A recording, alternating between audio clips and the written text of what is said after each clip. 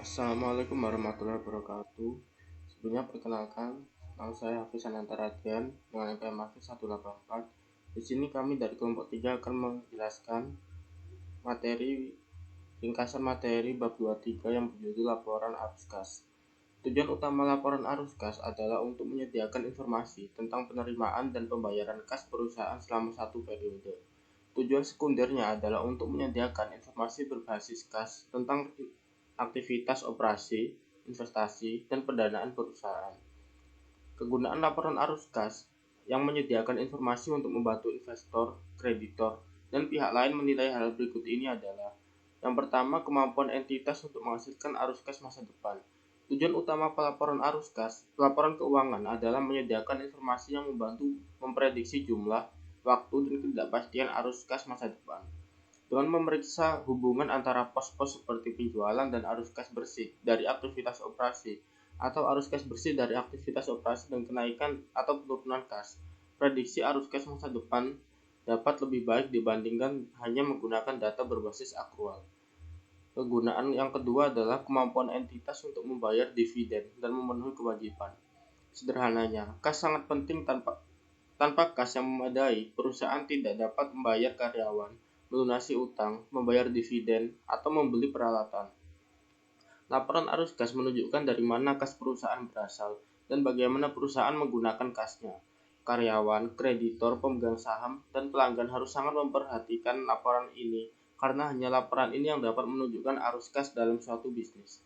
Kegunaan yang ketiga yaitu alasan perbedaan antara laba bersih dan arus kas bersih dari aktivitas operasi.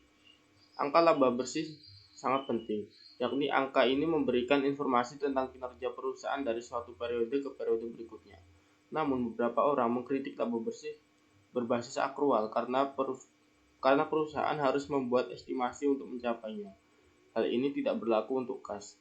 Oleh karena itu, seperti yang ditunjukkan pada pembaca laporan keuangan dapat memperoleh manfaat dengan mengetahui perbedaan antara laba bersih dan arus kas bersih dari aktivitas operasi suatu perusahaan dan dapat menilai sendiri keandalan angka laba tersebut. Kegunaan yang terakhir adalah transaksi investasi dan pendanaan kas dan non-kas selama periode tersebut. Selain aktivitas operasi perusahaan melakukan transaksi investasi dan pendanaan. Aktivitas investasi mencakup pembelian dan penjualan kas selain produk atau jasa perusahaan. Aktivitas pendanaan mencakup pinjaman dan pembayaran kembali pinjaman, investasi oleh pemilik, dan distribusi kepada pemilik. Dengan memeriksa aktivitas investasi dan pendanaan perusahaan, pembaca laporan keuangan dapat lebih memahami mengapa aset dan liabilitas meningkat atau menurun selama periode tersebut. Selanjutnya adalah klasifikasi arus kas. Laporan arus kas mengklasifikasikan penerimaan dan pembayaran kas berdasarkan aktivitas operasi, investasi, dan pendanaan. Transaksi dan peristiwa lain yang menjadi karakteristik masing-masing jenis aktivitas adalah sebagai berikut. Yang pertama, aktivitas operasi melibatkan dampak kas dari transaksi yang memengaruhi penentuan laba bersih, seperti penerimaan kas dari penjualan barang dan jasa, serta pembayaran kas kepada pemasok dan karyawan untuk perolehan persediaan dan beban. Jumlah arus kas yang timbul dari aktivitas operasi merupakan indikator utama sejauh mana operasi entitas telah menghasilkan arus kas yang cukup untuk membayar kembali pinjaman, mempertahankan kemampuan operasional entitas, membayar dividen, dan melakukan investasi baru tanpa menggunakan sumber pembiayaan eksternal. Yang kedua, aktivitas investasi umumnya melibatkan aset tidak lancar dan mencakup pemberian dan penagihan pinjaman dan perolehan serta pelepasan investasi serta aset produktif berumur panjang. Pengungkapan terpisah arus kas yang timbul dari aktivitas investasi penting karena arus kas mencerminkan sejauh mana pengeluaran telah dilakukan untuk sumber daya yang dimaksudkan untuk menghasilkan pendapatan dan arus kas di masa depan. Dan yang ketiga, aktivitas pendanaan melibatkan pos liabilitas dan ekuitas yang mencakup perolehan kas dari kreditor dan pelunasan pinjaman serta perolehan modal dari pemilik dan pemberian imbal hasil atas investasi mereka. Pengungkapan terpisah arus kas yang timbul dari aktivitas pendanaan penting karena berguna dalam memprediksi klaim atas arus kas masa depan oleh penyedia modal perusahaan. Sekian materi yang dapat saya sampaikan. Assalamualaikum warahmatullahi wabarakatuh. Baik, Assalamualaikum warahmatullahi wabarakatuh. Perkenalkan, nama saya Roy Mubarok dengan NPM terakhir 104.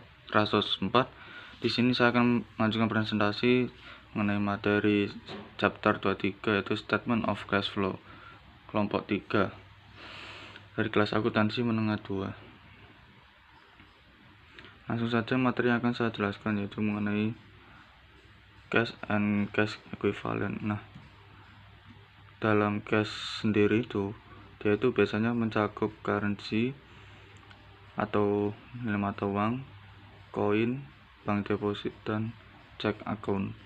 Soalnya cash sendiri ini kan biasanya berupa kayak fisik gitu ya, dan yang mengandung aset yang terkategori aset lancar. Jadi dia itu yang biasanya digunakan secara setiap hari, baik dalam pengeluaran maupun pemasukan kas. Lalu ada cash equivalent. Nah, dimana cash equivalent ini adalah investasi jangka pendek, dimana memiliki karakteristik sangat liquid atau dia itu dapat mudah untuk mengurangi kewajiban perusahaan dengan adanya pengeluaran yang cepat dan pemasukan yang cepat juga, lalu mudah dikonversi menjadi kas, memiliki risiko perubahan nilai yang sangat kecil, lalu jatuh tempo kurang dari 3 bulan. Nah, pada dasarnya kan kas ini dia itu memasuki aset lancar ya. Jadi dia itu tidak memiliki masa umur yang cukup panjang, dan dia itu cenderung dapat mengurangi risiko perusahaan melalui kewajiban yang ditanggung karena dia itu perputaran kas yang cenderung cepat ya. Lalu contoh dari kas equivalent ini treasury bills, commercial paper, money market funds, dan juga certificate of deposit. Bedanya sama cash ini, dia itu memiliki jatuh tempo ya, dimana kurang dari 3 bulan, dan dia itu biasanya berupa kayak dokumen-dokumen utama dalam mendukung sumber pencatatan akuntansi. Lalu tujuannya sendiri itu penyajian dari cash dan equivalent, yaitu menunjukkan likuiditas perusahaan dan dipakai dalam perhitungan cash flow. Nah, lalu terdapat juga itu format of the statement of cash flow ya. Nah, pada dasarnya itu statement of cash flow ini terdiri dari 3 arus kas. Yang pertama itu operating, investing, dan financing. Nah, operating activity yang pertama itu ada operating activity. Seperti halnya dia itu kayak penerimaan dari kayak dasar penerimaan atau pengeluaran dasar yang terjadi dalam perusahaan gitu, kayak operasi penerimaan kas pada penjualan ataupun pembayaran kas untuk karyawan. Seperti itu contohnya. Jadi kita itu ke kejadian yang lebih menuju ke operasi perusahaan gitu, kegiatan operasi secara langsung ataupun tidak langsung. Nah, lalu yang kedua itu ada investing activities. Sebelumnya dia itu kayak suatu kegiatan yang untuk membuat perusahaan itu memiliki aset yang memiliki jangka dalam lebih 1 tahun lebih biasanya. Seperti halnya itu kayak pembelian atau penjualan aset tetap, ataupun juga bisa investasi jangka panjang ya. Dan yang terakhir ada financing activities. Dia ini kayak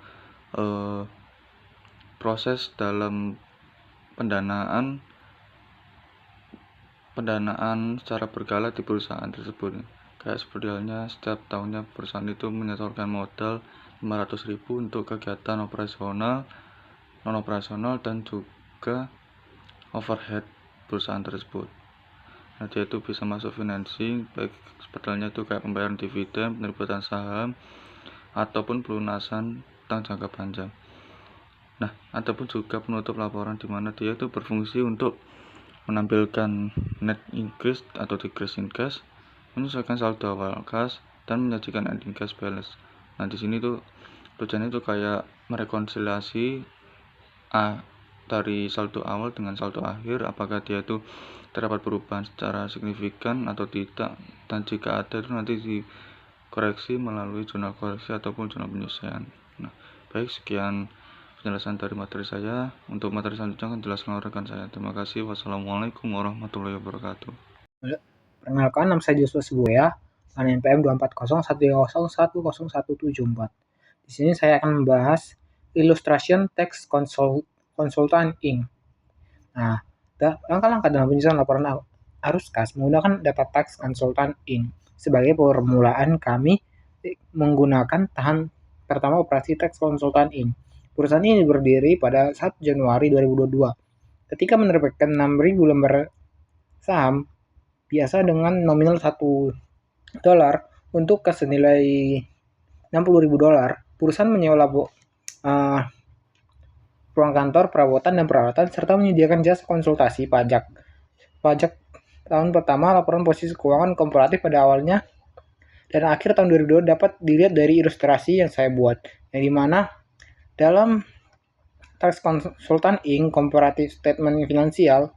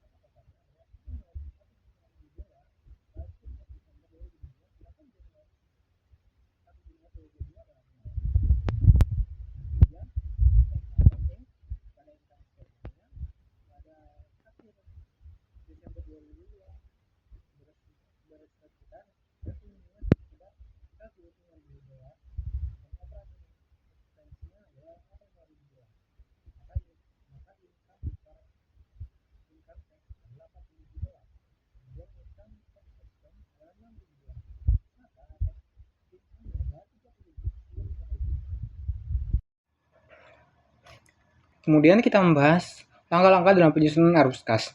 Yang pertama, kita lihat dulu berapa perubahan kasnya. Ini sederhana dibandingkan saldo kas awal dan akhir periode.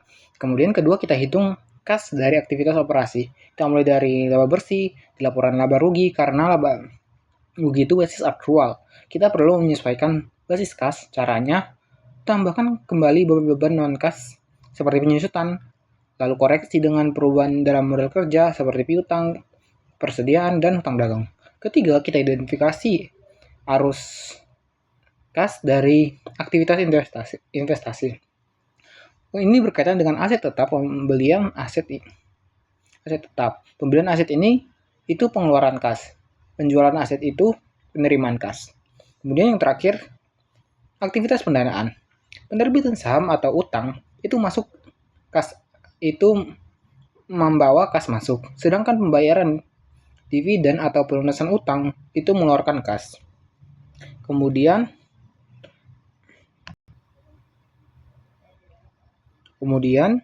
penyusunan modal kerja ini sering jadi titik kebingungan. Lalu logika sederhananya adalah jika suatu aset lancar bertambah seperti utang atau persediaan, artinya kas kita digunakan menambah aset tersebut. Jika menambahnya dikurangkan dari laba bersih, sebaliknya, jika aset lancar itu berkurang seperti piutang tertagih, itu membawa kas masuk. Jadinya pengurangan ditambahkan ke laba bersih. Untuk kewajiban lancar, logikanya terbalik. Jika utang dagang bertambah, berarti kita belum bayar.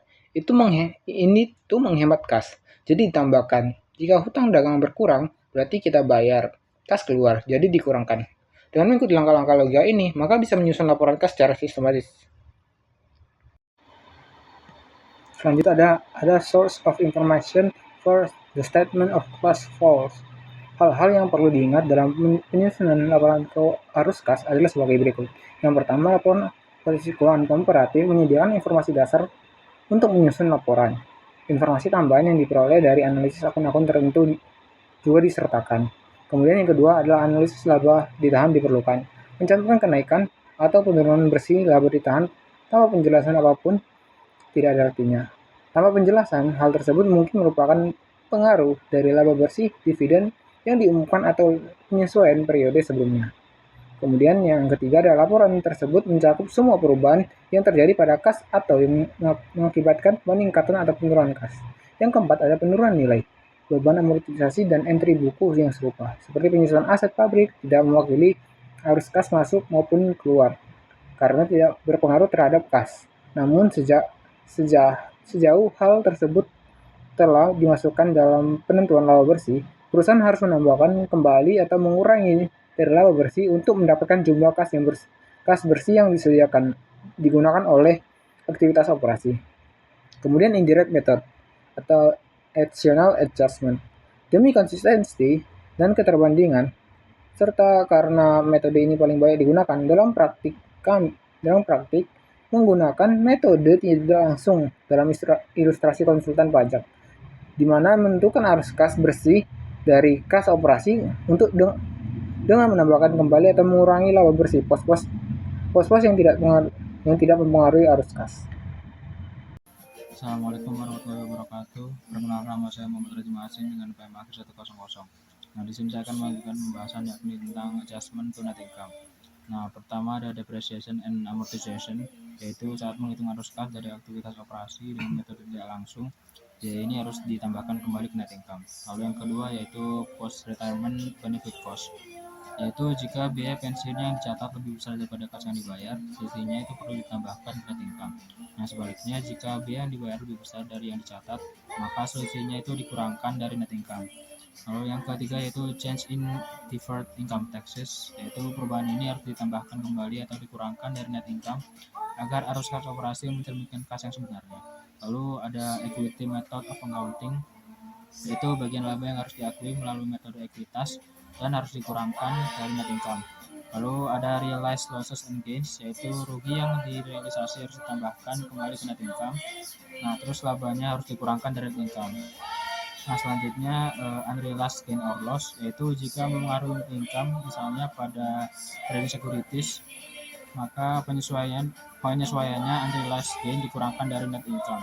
Nah, lalu unrealized loss ditambahkan ke net income. Dan terakhir yaitu share based compensation, yaitu biaya kompensasi saham harus ditambahkan kembali ke net income pada arus kas operasi. Nah, selanjutnya yaitu account receivable net. Nah, di sini terdapat dua metode, yaitu metode tidak langsung atau indirect method, dan ada metode langsung atau direct method. Nah, untuk yang metode tidak langsung, karena peningkatan penyisihan piutang tak tertagih disebabkan oleh pembebanan pada beban piutang tak tertagih, perusahaan harus menambahkan kembali peningkatan penyisihan piutang tak tertagih ke laba bersih untuk mendapatkan arus kas bersih dari aktivitas operasi. Nah, di sini terdapat contohnya yaitu angka 9.000 ditambahkan pada account receivable net untuk mengurangi dari net income. Nah, lalu yang kedua yaitu metode langsung atau direct method. Nah, jika menggunakan metode langsung, perusahaan tidak boleh menjumlahkan penyisihan piutang tak tertagih terhadap piutang usaha. Nah, di sini terdapat contohnya. Selanjutnya adalah other working capital change and net loss. Other working capital change, mana beberapa perubahan modal kerja yang terjadi meskipun hal ini mempengaruhi yang tunai hingga tidak mempengaruhi laba bersih umumnya. Ini adalah aktivitas investasi atau pembiayaan yang bersifat lancar. Salah satu kegiatannya adalah pembelian investasi ekuitas yang perdagangan jangka pendek. Misal, pembelian investasi ekuitas yang perdagangan jangka pendek sebesar 5 juta yen tunai tidak mempengaruhi laba bersih, tapi menyebabkan penurunan kas besar 5 juta yen. Sebuah perusahaan melaporkan transaksi ini sebagai arus kas dari aktivitas investasi sebagai berikut. Debit arus kas dari aktivitas investasi, kredit pembelian investasi ekuitas non perdagangan jangka pendek 5 juta yen. Selanjutnya net loss. Jika perusahaan melaporkan rugi bersih alih-alih laba bersih, perusahaan harus menyesuaikan rugi bersih tersebut sesuai dengan pos-pos yang tidak menghasilkan arus kas masuk atau keluar. Rugi bersih tersebut setelah disesuaikan dengan beban atau kredit yang tidak memenuhi kas dapat mengakibatkan arus kas dari aktivitas operasi negatif atau positif. Perkenalkan, nama saya Oman Rahman Armenia dan NPM Masih 195.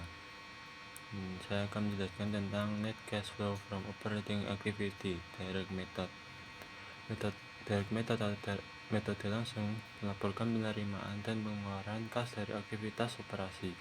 Selisih antara kedua jumlah ini merupakan arus kas bersih dari aktivitas operasi. Dengan kata lain, metode langsung mengurangi pengeluaran kas operasi dari penerimaan kas operasi. Metode langsung menghasilkan penyajian laporan penerimaan dan pengeluaran kas ranking kas. Berikut adalah rumusnya: cash received from customer, cash payment to supplier, dan cash payment for operating expense. Selanjutnya ada pengungkapan. Di sini terdapat dua pengungkapan. Yang pertama, pengungkapan transaksi non-kas yang signifikan. Laporan arus kas hanya mencatat transaksi yang melibatkan arus kas masuk atau keluar. Karena itu, beberapa transaksi signifikan yang tidak melibatkan kas harus tetap diungkapkan sebagai catatan atau jadwal terpisah. Selanjutnya ada pengungkapan khusus. Berdasarkan IAS 7, arus kas terkait bunga dan dividen harus diungkapkan secara terpisah dalam laporan arus kas. Pengungkapan wajib mencakup bunga diterima, bunga dibayar, dividen diterima, dan dividen dibayar. Selanjutnya ada penyusunan kertas kerja arus kas. Penyusunan lembar kerja melibatkan langkah-langkah berikut. Yang pertama, masukkan seluruh akun laporan posisi keuangan lengkap dengan saldo awal dan saldo akhir. Langkah yang kedua, masukkan perubahan setiap akun kecuali kas dan tentukan efeknya terhadap laporan arus kas. Langkah yang ketiga, masukkan kenaikan atau penurunan kas untuk memastikan total kolom rekonsiliasi seimbang. Tujuan penggunaan worksheet yaitu memudahkan penyusunan laporan arus kas.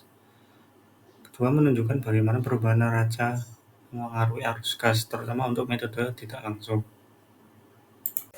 Baik, selanjutnya pada analisis transaksi di mana terdapat laporan laba rugi pada tahun 2023 untuk mencari di mana terdapat untuk mencari dividen sendiri, yaitu dibayarkan merupakan arus kas keluar dan aktivitas pendanaan satelit membuat entry lembar kerja berikut. Untuk jurnalnya yaitu laba ditahan pada pembiayaan dividen. Kemudian piutang usahanya sendiri untuk mencari jurnalnya yaitu piutang usaha pada operasional peningkatan hutang bersih. Selanjutnya pada inventaris sendiri yaitu jurnalnya yaitu inventaris pada operasional peningkatan persediaan. Kemudian pada biaya dibayar di muka di mana untuk jurnalnya yaitu operasional penurunan biaya dibayar di muka pada biaya dibayar di muka. Untuk selanjutnya yaitu investasi ekuitas deporter CO atau metode ekuitas sendiri yaitu investasi ekuitas pada deporter CO operasional A pada kreditnya itu operasional ekuitas laba porter CO. Kemudian selanjutnya pada tanah sendiri untuk jurnalnya yaitu tanah pada hasil bayar.